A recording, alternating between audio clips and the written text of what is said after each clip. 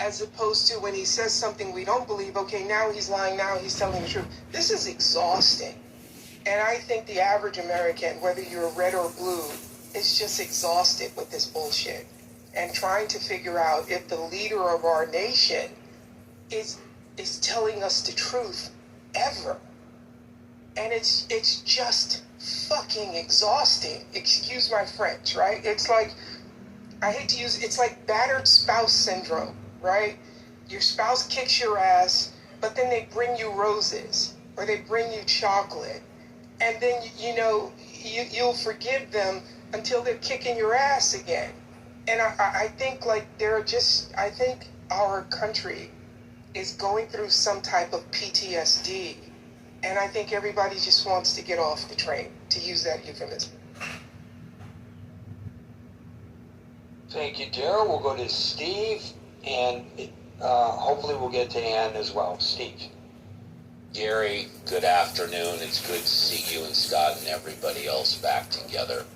Considering that I live in Los Angeles, the homeless capital of the country, I thought I would bring up some interesting euphemisms that go along with homeless and unhoused. For example, human error frames the individual mistakes as natural, unavoidable flaws that are caused by the system.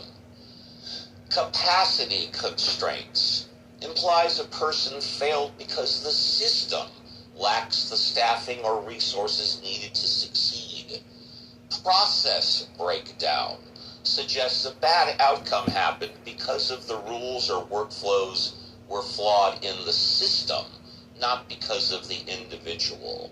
Skill gap redefines poor performance as a structural training deficit within the organization, i.e. the system. Communication gap shifts the blame to the overall information sharing framework rather than a person who failed to learn linguistics. Systemic issues highlights an ingrained flaw in the organization and the system and society's structure that inherently causes poor results.